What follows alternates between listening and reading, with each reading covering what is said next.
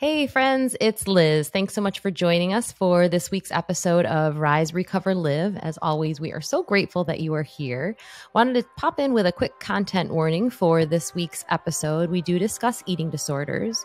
There's actually a lot of really great tips and tools for if you are in recovery or recovering from an eating disorder, and also ways to help keep a space safe for folks who are in recovery from eating disorders. But if that is a topic that you prefer to avoid, if that's an area that you feel a little unsafe consuming content about, then please do. It's okay to skip this week and join us next week.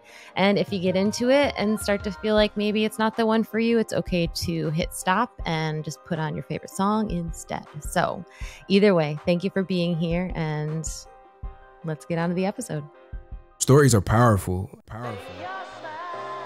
Welcome to the Rise, Recover, Live podcast, brought to you by The Phoenix. This is a space where people impacted by substance use can come to share their story of strength and resilience, get open and honest, and inspire hope and build community through shared experience. We'll be talking to people in our community on their own recovery journey and shine a light on the topic of recovery in all its forms. Maybe you'll hear some of your story in theirs. Let's show the world that together we rise, recover, and live. Hello again, everybody, and welcome to the Rise, Recover, Live podcast. I am your host, Bryce III, and this is my wonderful co-host, Liz. What's up, Liz? Not much. Hey, Bryce. Hey, before we go any further, Bryce, how's your energy today? That in my pocket. She flipped the script. Sure did. Actually, my energy is a bit contemplative. I woke up last night in the middle of my sleep, and I scribbled something on a piece of paper, and I didn't really remember what I scribbled on a piece of paper this morning. So I looked at the piece of paper that I scribbled on, and it said, be intentional and specific. And so that is what I am contemplating today, kind of combing my life and figuring out how to get intentional and specific around what it is that I'm asking for. But I'm good. I'm energized. I'm happy to be here talking to our guest today. It's always a beautiful day when it's recording day. So yeah. Heck yeah. It's my favorite day too. Well, and I'm really excited about our guest today. Because, it was funny when we hit record, we were like, oh, we didn't really do a lot of the formalities we do before we usually start recording, because usually there's someone that we're only just starting to get to know. And our guest today is someone that at least I have the privilege of knowing pretty well, having worked closely with her for over a year now, I think. So almost 2. I am. Yeah. So I'm thrilled to introduce Erika Kim. And I'll let Erika introduce herself more fully. But just as far as my little world is concerned, Erika, I think, reached out on Instagram DMs a while back to the Phoenix when I was the person kind of running the DMs, and was interested in contributing to the community in some way, and came on early on in our virtual program days to start instructing. And so has been really part of the evolution of the virtual program. She is an incredible yoga teacher. I know she does 1,000 other things too. She also supports the virtual community in a lot of ways, in events, our online crew in the app, and helps keep everyone safe and supportive. And it's just one of probably the most selfless people that I've ever met. So welcome, Erika. Thank you for just doing yet again something more for the community by being on here and sharing some of your story. How are you doing today? Ooh, I just got chills all over my body. Thank you for that. I'm doing great. I'm super excited about this conversation, and you were person number one that I connected with outside of actually taking classes when I was first introduced to the Phoenix community, and reached out on Facebook, and it was right time, right moment, and things happened fast. And here we are 2 years later, and it's just, I can't imagine what my life was like before the Phoenix, because there's just so much of it consuming my everyday in the best possible way. We're so lucky that you're part of the community. What made you reach out to begin with? Like, what was your hook that you were like, I need to be more part of this? The beginning of the lockdowns, I'm used to spending a lot of time alone, but I think just having that forced on me, having to not going to the yoga studios, not going to the gyms. I was desperately looking for something virtually, some kind of virtual community. And I was searching things like virtual yoga, and I found Sophie's class. And she was the very first class that I ever took. And I fell in love with it immediately. I did the deep dive. I did the Google searches. I looked for any other class that I can join. And I knew that I had found something very different. I had practiced online with YouTube videos, but there was never this sense of community that I ever felt, besides when I had dove into the Phoenix. And so I did the Google searching. I took a couple of classes for a few weeks, maybe even about 2 or 3 months before I reached out. And I knew that it was something special, and I knew that it was something I really wanted to be a part of.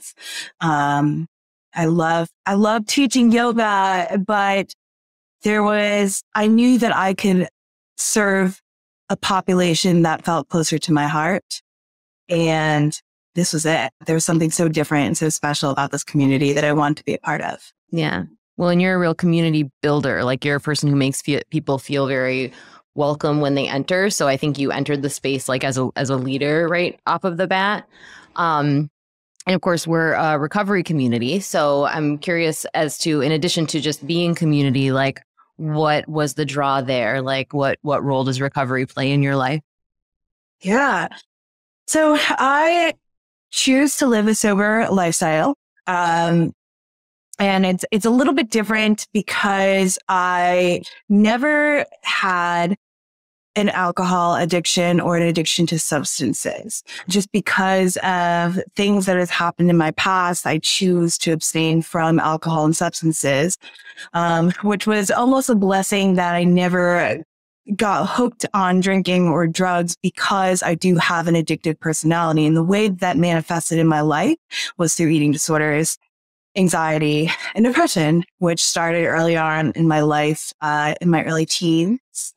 And much like any other addiction, the stems and the root causes and the way that it manifests and the way that it takes over my life is the same that any other addiction would take hold. It stemmed from roots of insecurities, of not feeling good enough, of feeling unheard, of wanting to disappear and be small, grasping for a sense of control. And that's just the flavor of how it showed up in my world. So when I was able to step into this space and connect with folks that were dealing with going through recovery, there was just so much crossover. It's like we were speaking the same language, just with a slightly different vibe, right? So the connection, walking into a space where you're immediately understood and you understand the pain of others and what it takes and what it means to recover from that, you can't describe it unless you live it. Yeah. I think that's big when it comes to community. It's almost like you are members of the same shipwreck. And that's what causes for us to kind of like connect on that way. Because it's almost like when we're in rooms with other people that we know come from this community, like off the rip, I can feel at home. You know, just because I know, like, at the very least, like, no matter what you look like or where you come from, like, you understand, like, this aspect of my experience to the extent of you're here. Otherwise, you wouldn't be here, right? And so I think also when we're talking about, like, substance use recovery and recovery from alcoholism and recovery from like using these things externally to help us to feel better, there is that aspect of, it wasn't the drugs. Like, the drugs was just like the manifestation of some of the things that were going on internally. And so you shared some of your roots, the root causes of the things that you've dealt with the eating disorders or whatnot. And I've discovered that it takes work to discover those roots. Like, a lot of times we'll think that it's always just the drugs, or, I just have a problem with eating disorder, or I just, but the root work is required to discover what those roots are, whatever those things are that led us to how it was that we coped. So did you always have like an inherent relationship with that root work, or what got you into being able to discover the root causes of some of these things that you dealt with? When the eating disorder started, I got into therapy pretty quickly. So I started doing the self-inquiry work fairly early on. I kind of was always called the old soul while I was growing up, because I was the 15-year-old reading the books on self-help and self-improvement. So I took that deep dive fairly early on. And then definitely over the years, as I explored more, met more people, find those communities where I can connect into, I see the similarities, right? And I think that to be human is to recover from something. And we all have our ways of coping, and sometimes they are harmful, and which an addiction or an eating disorder tends to be. But like Liz and I have talked about before, we're the lucky ones, right? Because it becomes our superpower. There's a sense of always having to hide the pain and hide our imperfections. But once we get to own like the thing that makes us special, it's like now we can use this thing and go out into the world and help others. And it becomes our superpower. I'm not sure if that really answered the question, but I kind of talked around it. You definitely spoke to doing the work, like being 15 and reading personal development books. Like that's huge. And then some of the outcome of that is because we've spotted it and because we've embraced it, then we begin to wear it in such a way. So like I had a bonfire at my crib like last weekend or something like that.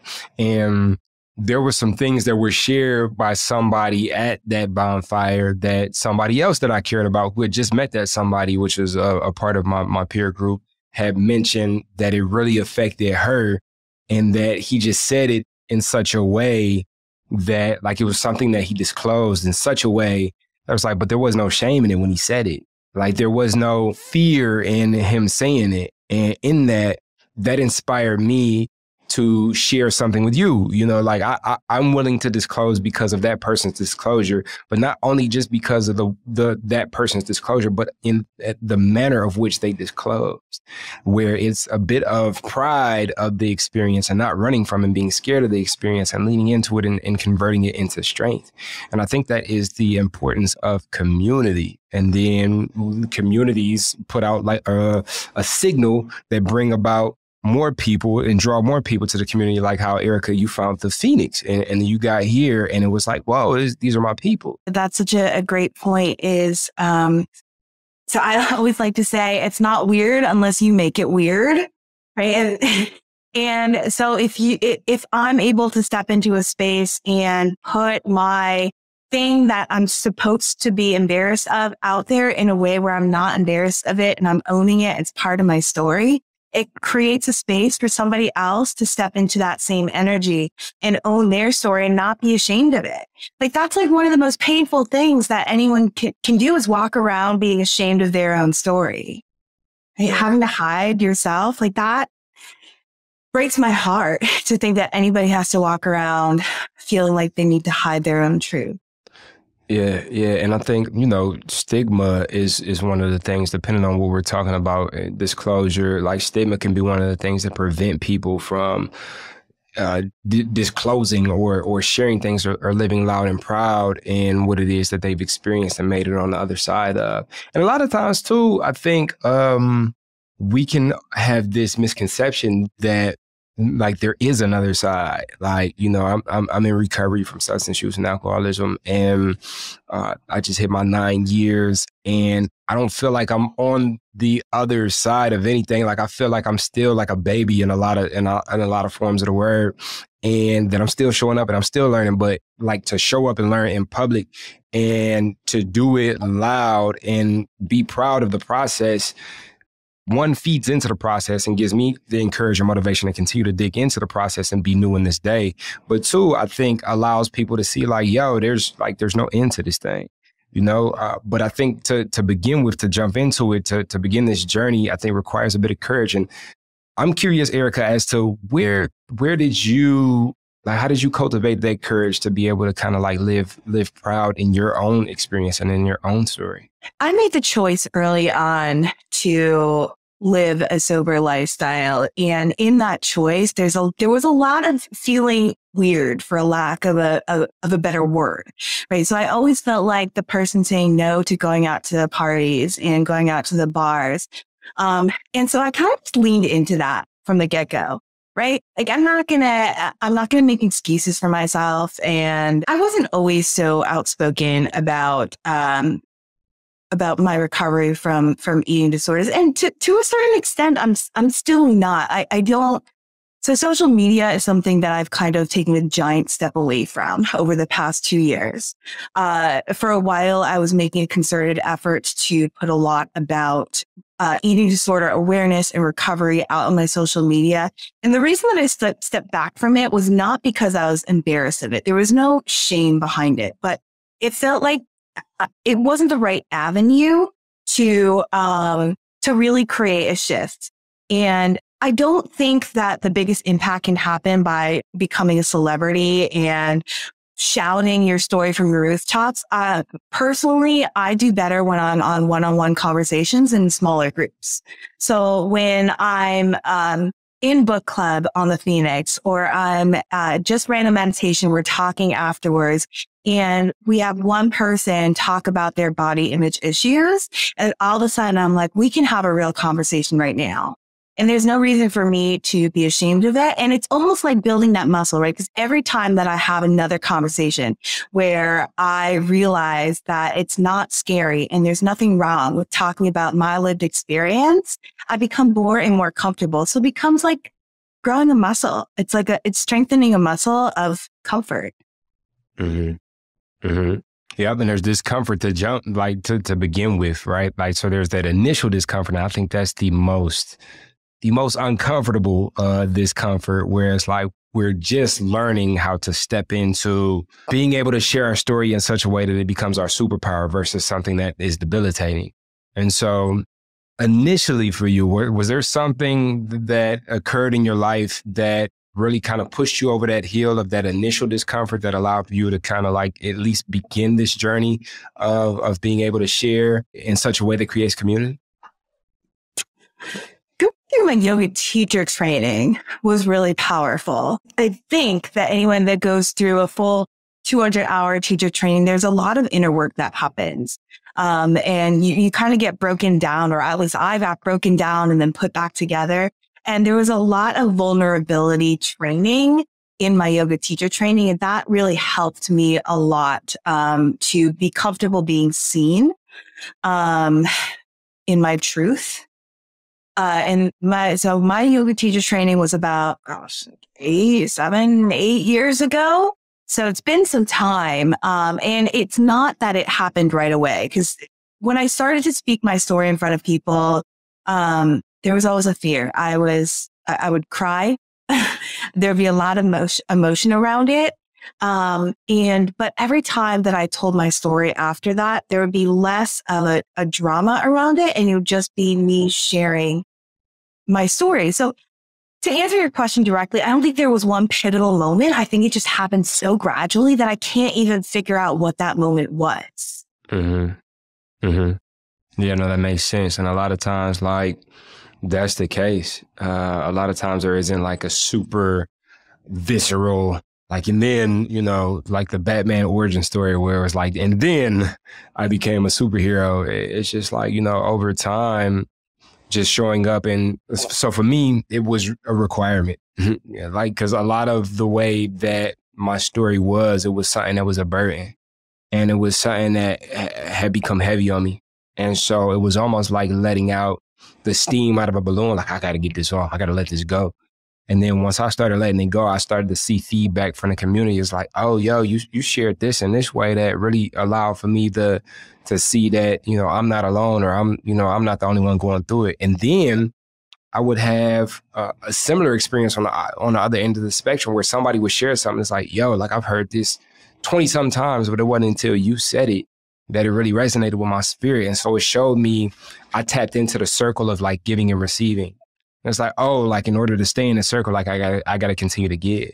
So let me figure out how to continue to give. And I think you shared a bit about it when you said, you know, the practice of learning to get vulnerable in my own life. The more I work on myself, the more I find that I'm able to be able to show up for others. So, you know, that initial work for you, like in your yoga training, that like really dug deep into that vulnerability and learning to, you know, see yourself in these different naked ways, I think probably plays a role in us being able to show up and be comfortable. I mean, I guess not safe for work, not having clothes on in front of other people. Like just being naked, like just naked and raw. Like I think like it comes with the practice, you know? But for me, like I had to get naked and raw to survive. Like I had to get naked and raw to live. Like otherwise, because the other way, putting these masks on and putting these different clothes on and having to go into another room, take this shirt off and put this shirt on and put these pants on, like that just became something that I couldn't maintain. So what are some tools that you've been able to use in your life to continue to cultivate that ability to be able to show up and be raw, vulnerable, transparent, open, and honest? Meditation entered my life. I want to say it's been in my life for a while, but it's been a consistent part of my daily routine for the past 4.5, maybe 5 years now. And it was something that a really good friend of mine has been trying to encourage me to do for as long as I've known her, which was probably about 8 years. And it was always just something in the back of my mind that might help me. But there was just, I had a resistance to it.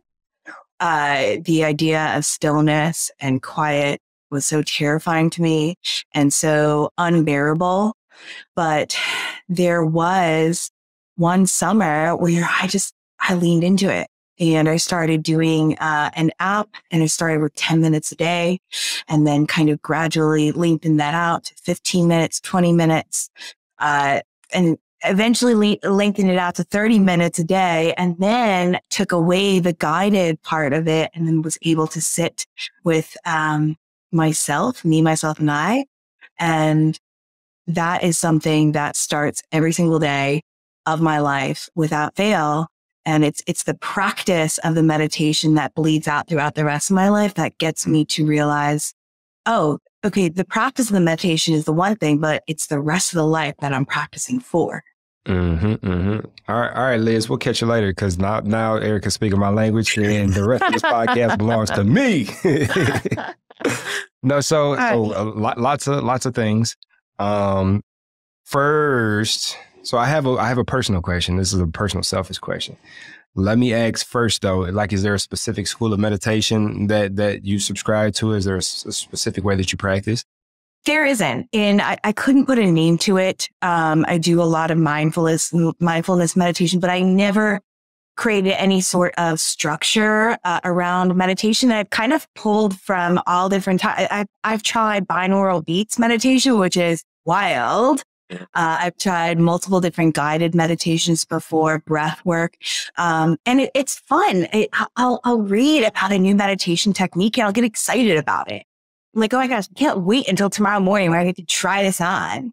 And it's weird. And it's not weird until I make it weird, but it is kind of weird, right? Like it gets excited to sit down in stillness and try something new in my mind. Mm-hmm. I love it so much. Okay, so like now the selfish question. So the way that you describe your resistance to meditation is the way that I would describe like my current resistance to yoga. Like yoga has always been one of those things where it's like, I know I should probably do it. And I think this season of my life, like I think I'm ending a season and I think I'm beginning a new season. And at the end of the previous season, it's like, yo, I need to do some yoga. Like I really feel like the physical aspect of what it is that I do with my meditation, I think it's necessary to bring that in or figure out like how to integrate that. But I just don't. And I've just been resistant. And so what was you said that one summer where it was like, yo, I leaned all the way in. Like what encouraged you to lean in to meditation? Because I might be able to borrow some of that energy to put towards me leaning into yoga. I think I reached a point where I was so overwhelmed with the thoughts that were just spinning in my head, and I didn't know what to do with them.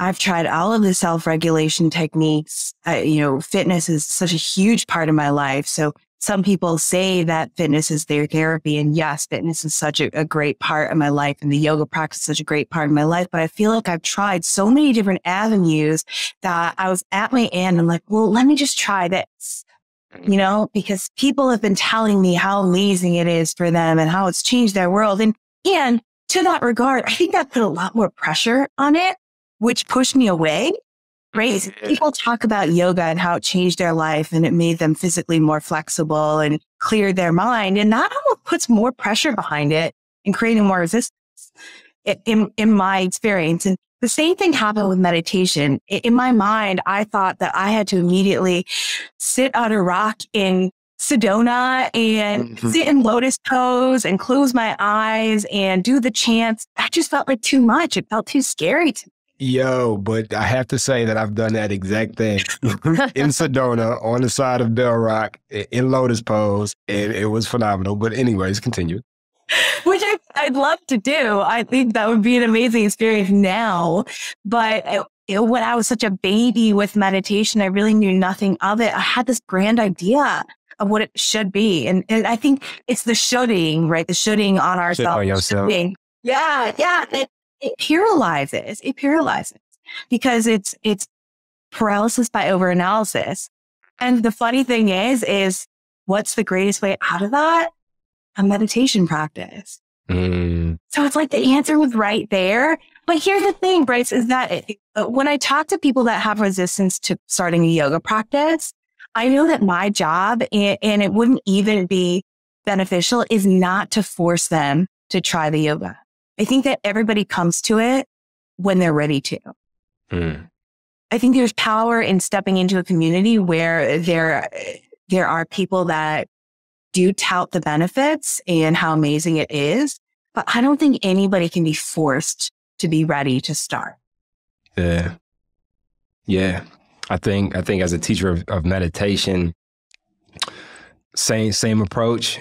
I value the English language. I value communication because there's certain ways that I can put certain things that I needed to hear as somebody who found meditation intimidating.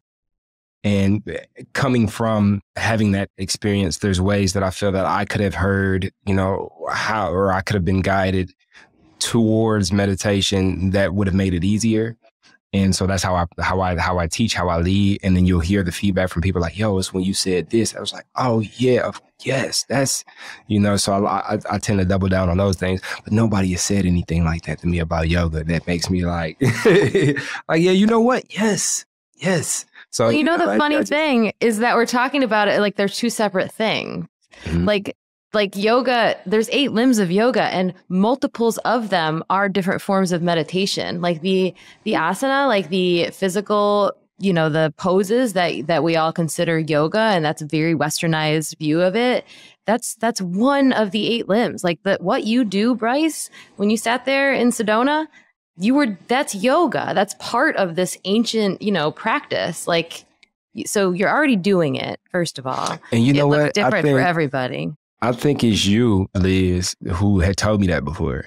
And I think when you told me that, it's like, oh, so there's a part of the practice like I feel like I'm missing out on because of the fact that, I'm doing, one piece of it. And so like, it's like, and not in a way like I'm missing out and I feel like I got to do these things, but in a way to where it's like, oh, maybe there's a fuller experience to be had here. And, they're just kind of like the compassionate unfolding of what I call it? TJC. The journey continues always. And so, allowing for that. And so I think even like having this conversation is important for me, but maybe, for our listeners who like feel maybe there's something wrong with like not knowing and continuing to ask. Like maybe it's been 3 or 4 years that it's like you've been kind of like hovering around something. Like 3 or 4 years you've been hovering around meditation and having conversations like this. But, maybe it takes, that time, that load up time before it's like, you know what? Now it makes sense, I think, for me to kind of hop in and participate in this thing and do this thing. So, yeah.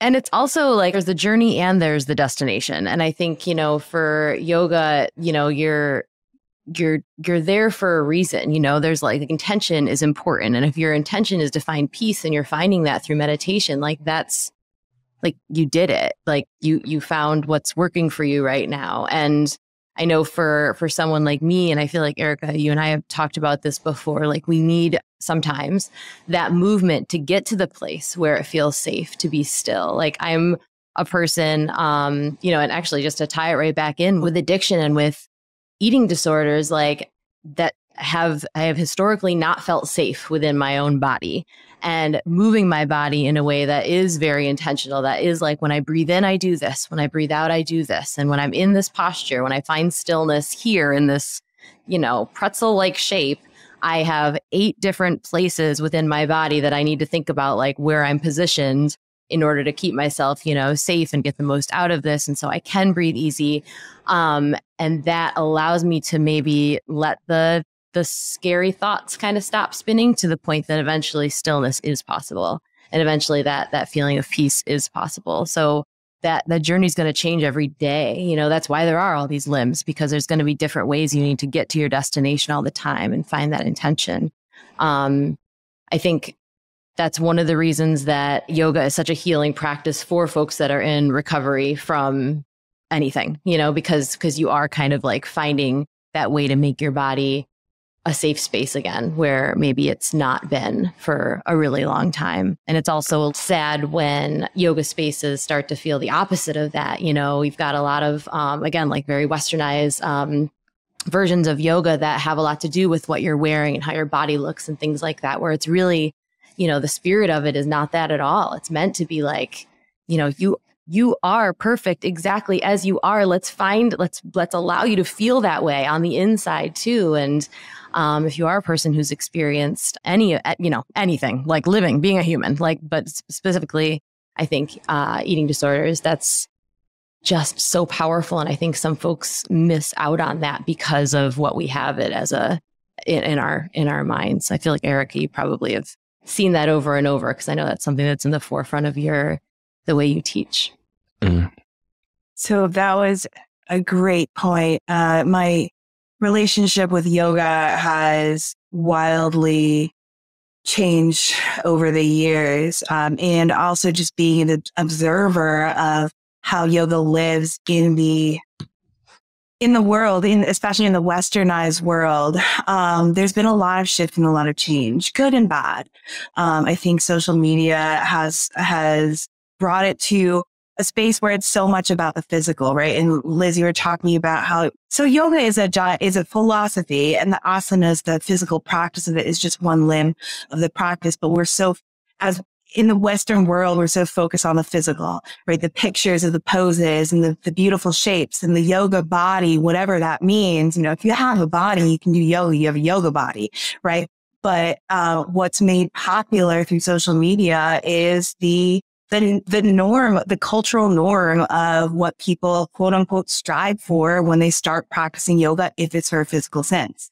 So in many ways, that actually created a lot of damage in the eating disorder community, right? Because people associate the practice of yoga with a healing practice and almost therapeutic. But then when it becomes so hyper-focused on what body you can achieve and how pure you can be and how toned your muscles can be, then it takes on a completely different meaning.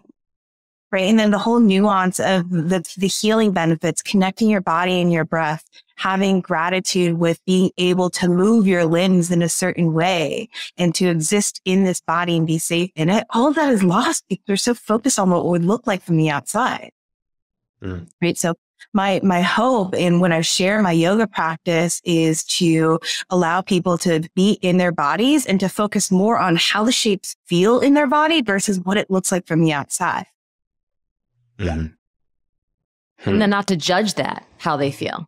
Because I think we also get so wrapped up in like, this, I've learned, just as a teacher that when you say, even that what you might think might be an incredibly invitational thing of like, find what feels good in your body. If someone is in chronic pain, like that's a very ableist thing, like, because if someone, maybe nothing feels good, but maybe you can find what feels right.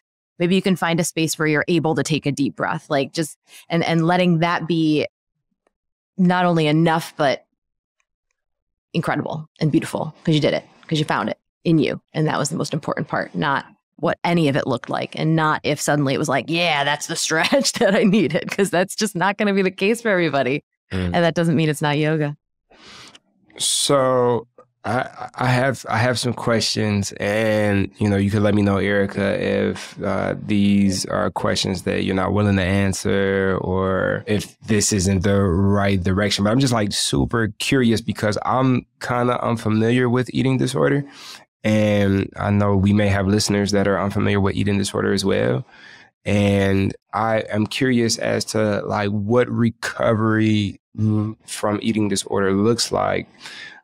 For me, I'm not good. Like the chances that I'm gonna walk into a room with a table full of Xanax on the table, like is kind of like, I mean, I don't know, it could always happen, but is not as likely as there is to be food in the room, So like, what does that look like? How did your relationship with food, what does that look like?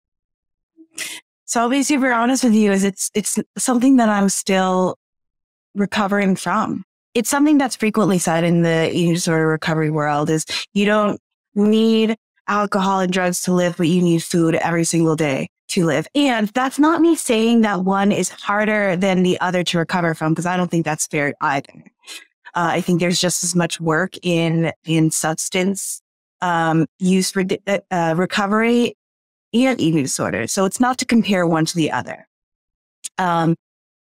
It's about creating a different relationship with food and with exercise and with body image.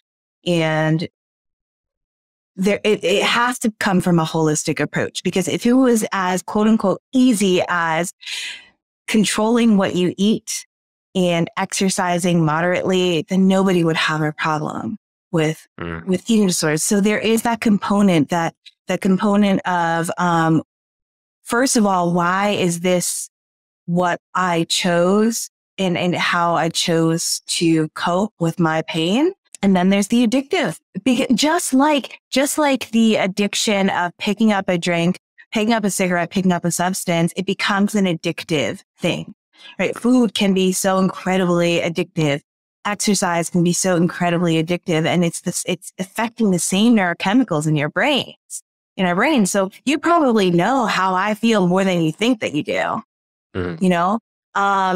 but although I will say that, yes, it is extremely hard to recover from an eating disorder, it is absolutely possible by creating a healthier relationship with food, with exercise, with what we consume in social media and in media, the conversations that we have, the quality of our conversations, a heightened awareness of when diet culture is a big word, when diet talk starts happening.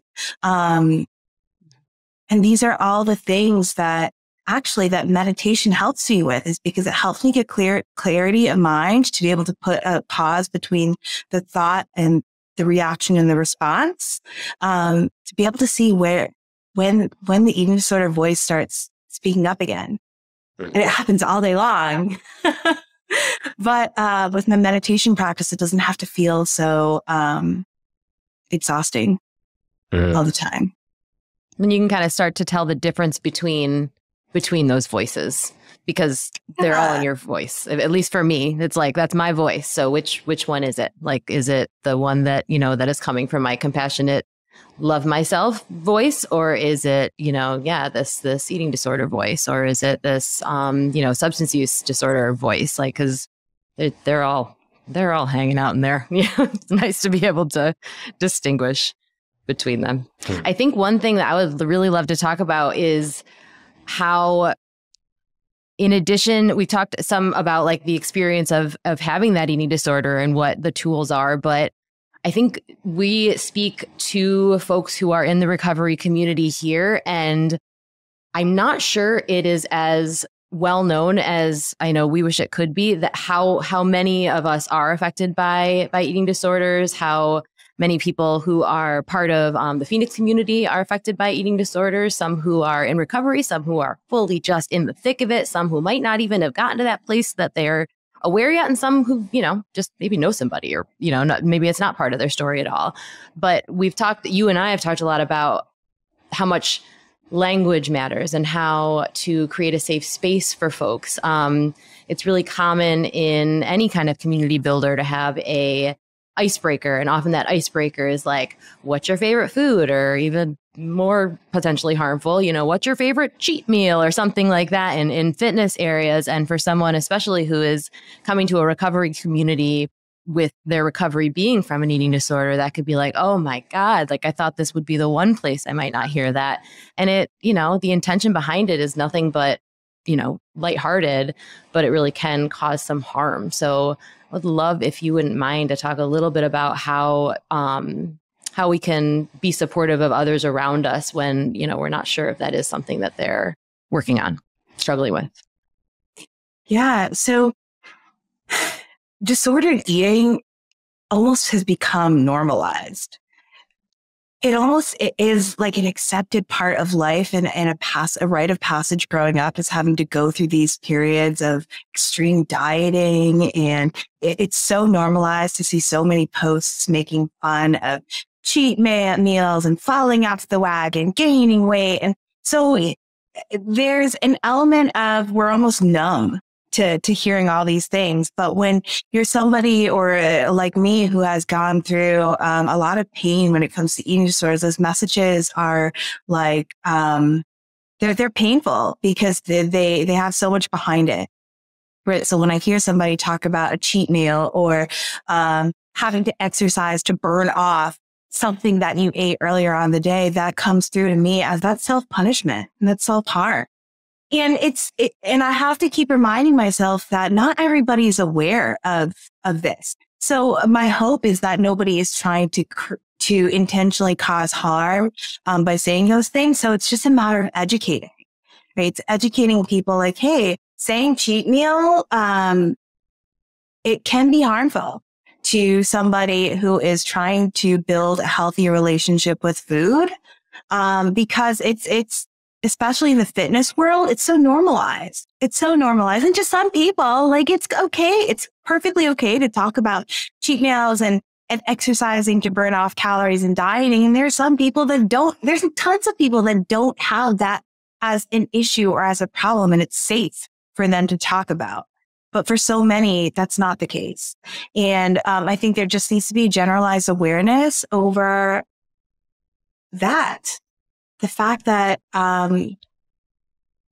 in order to create one of our community standards is keep this safe space, kind words, and inclusive words at all times. And I think that needs to be part of it, is be aware that there are some people that, just like you wouldn't talk about romanticizing drinking in these spaces, let's not romanticize dieting and exercise as punishment, food as punishment. Can we create that safe space to help foster, build a healthier relationship with these things?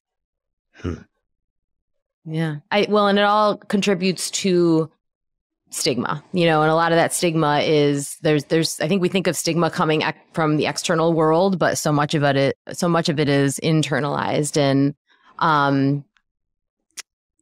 like I said before, like, words really matter. So I would almost argue that, like, even for folks that it is safe, like, they're not in danger of falling into a potentially deadly eating disorder, if they have a trigger that brings them back into it, like it still adds to that conversation and that overall, just like the way our culture looks at food as good versus bad, and, you know, thin, good, you know, anything else, not, you know, and that, like, kids hear that, and it's such a, it's just such a through line. And I think to combat that a little bit and start in these safe spaces, is where maybe, you know, there are generations that might not have that messaging, and maybe everybody can be safe and just eat and exercise because it feels good, and be safe in your body because, my goodness, would that be nice? My beautiful vision of the future would be for everybody to understand the power of their words. You know, it's so normal. If you haven't seen somebody in so long, the first thing that we comment on is how we look. Oh, you look so great. Have you lost weight? What have you been doing? And it's like those messages, although they're so normalized, to somebody like me, that's poison to my brain, because it highlights the physical, and then that's what I connect my worth to. Right. Yeah. And as human beings, we are so much more than our physical body, what we look like. We have so much more impact on this world than what the number on the scale says. Physicality is just, there was a quote that I once heard or once read, that the way that you look is such a small percentage of what makes you interesting. And when we come to each other and make that the most important thing, oh my goodness, you look so amazing. Tell me what you did to lose weight. It's like we're highlighting the tiniest little thing that makes us interesting in this world. That's so there's a lot of things there. I think that last part is like some of the best intimate connections that I've made, you know, as a man, like looking to connect with women. I rarely lead with like how a woman may look, because that's important. Like biologically, like attraction is important, but also like I'm pretty sure you hear that all the time, you know? So for me, it's like, I like the way that, you know, you reflect. I like the way that your mind works. I like the way that, you know, that you're interested in personal development. You've been reading books since 15, you know, like stuff like that is what interests me. And you can always see like that's, whoa, like you see me. And I feel the same way. Like, it's cool, you know, but this gonna go away. Like my look's gonna change, you know, but some of these other things are kind of rooted in my character. And so can we dig into that? And then the second thing is, like, I thought that was just like Black families. Like, I would show up and my papa, my grandma would be like, yeah, you look like you gained weight. You look like you lost weight. And then like, I immediately feel like I wasn't feeling this way before, but after you say that, like, I started feeling the way like, damn, like, did I gain weight? Like, what have I been eating on? Like, am I eating right? Like, you know, and I mean, you know, for me, it's just like an experience that I didn't even necessarily have a language for until you just shared it. But, you know, it's an experience that I've had, you know, and it's like, that's just an extra layer of concern that I don't think that I even asked to have. Like, I just want to come and kick it with family, you know? So that's interesting, and I'm sure that I'm not the only one who's had that experience. They didn't know how to put that into language. So thank you for sharing that. On that note, something about eating disorders, it takes so much mental energy. Like, one comment from your family member, Bryce, will send you off into this world of spinning of, did I gain weight? And what did I eat? Does that mean that I have to start exercising again? And it starts to spiral, right? And with me, I think part of what made me dive into meditation is I was so exhausted of having these thoughts over and over in my head. You know, someone would say give me one tiny little comment about the way that I physically look. And then especially with my family being in a coming from a Korean background where, you think about Korean women, a lot of them are so small and slight, and we're supposed to fade away in the background and be small, always be small. So when I come and see my family and I'll get a comment about my physical body, I make it mean so much more than just that comment. And it's exhausting. And the piece of educating people of the power of their words, I think that, like you said, my whole dream of what the future would look like is that we would all understand the impact of our words and understand, like, maybe we can come to each other and instead of saying how great or how something we look, so good to see you. Give someone a hug and, oh my gosh, I've missed you. Why do we have to make it about what we look? You are brilliant. Yes. Yeah. And I feel like the like understanding the impact of our words is a process of being observant to how words feel when we receive them. And sometimes people aren't as tapped into their lives like that. And so we mirror what's been done because that's what's always been done. We mirror what's been said because that's what's always been said, you know? And so maybe that is a good call to action for this episode for the listeners. Like, if you can try to become a bit aware, a bit more aware than you currently consider yourself to be as to the language that you use and to what effect it may have on people. Not in a way where it's like, oh, I can't say anything nowadays. I got to walk on eggshells.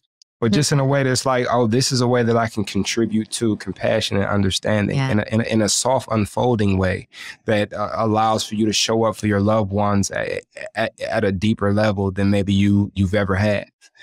Try that out, audience. Yeah, be a little intentional. Yeah. And I think just to add to that, Bryce, I think that intentionality and just like awareness is so powerful, but then knowing that, you know, we can never know what is going to be a trigger for somebody else. Like, we just don't know what each other is going through. So just to know that everybody's going through something and just to, you know, have some compassion for people as you speak, and then also for yourself as you speak. We'll probably put a content warning at the beginning of this episode just to say, hey, we're going to be talking about eating disorders. You know, because for some people who are just like in the thick of it, like it's not something they want to hear about in great detail, and that is okay. And, you know, if somebody got to this point in the episode and is feeling like, oh, this isn't feeling safe for me, like, you peace out, like, go, like, it is, you got to take care of yourself. And like, you know, and if there's language that we ever use on this podcast that is harmful for someone, like, I hope they come to us and tell us. And because we're always learning, and it's okay to screw it up.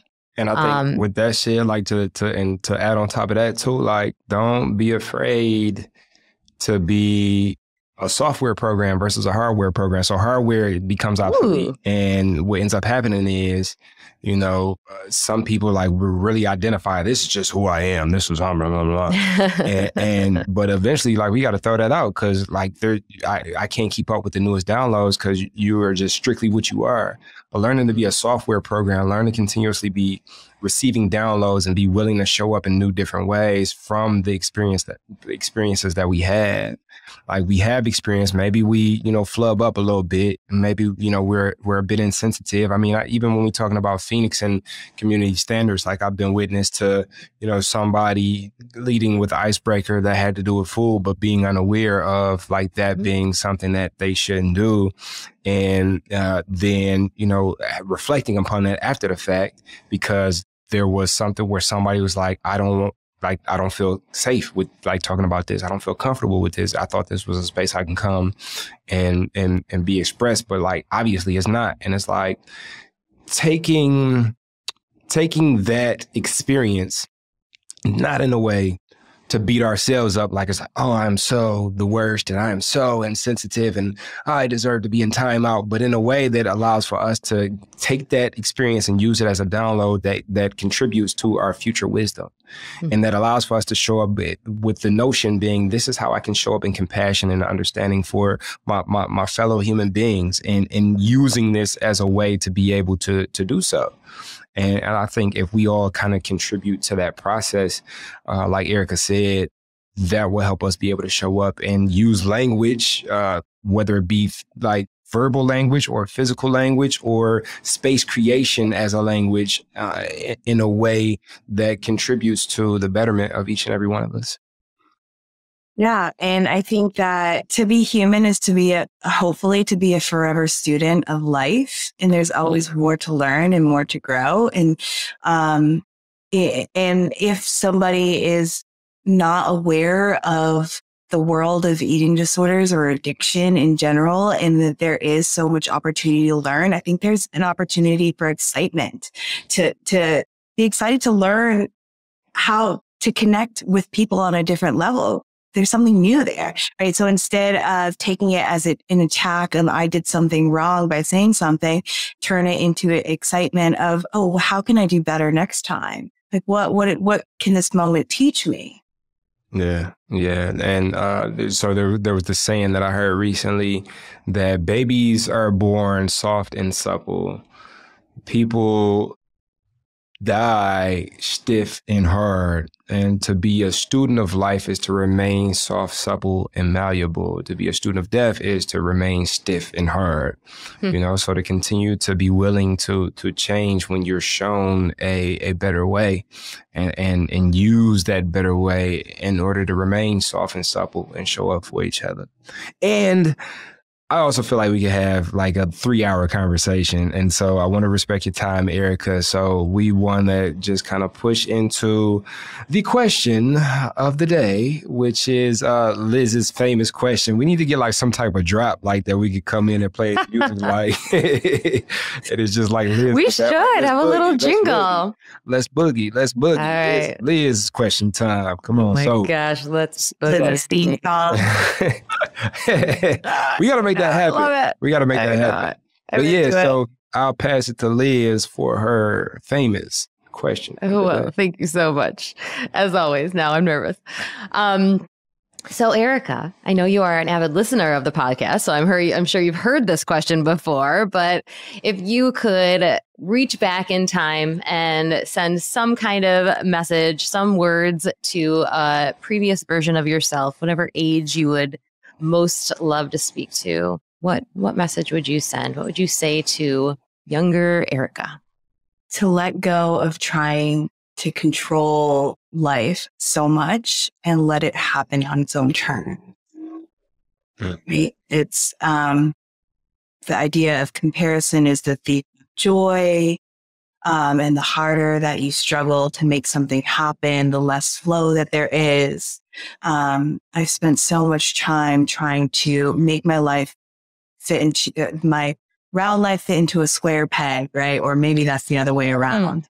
But to let go of some of the struggle and a lot of the judgment, and to allow my life to unfold the way that it's supposed to. And I've learned this time and time again, is that the things that were meant to happen will happen with so much less struggle than the things that weren't.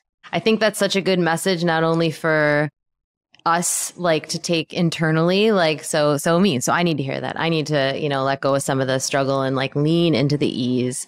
But then also as people who are in a community that is just so loving and always trying to take care of each other, to feel that way too about the way that we interact with one another. When someone is struggling, like sometimes holding the space is the thing. Sometimes just showing up and saying, I'm here and I hear you, and not having to fix the problem, not trying to control the outcome, because we can't, I know you're smiling because I know we've had this conversation 100 times because we're both Miss Fix It.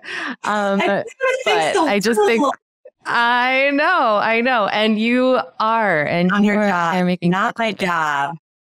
My job not your job.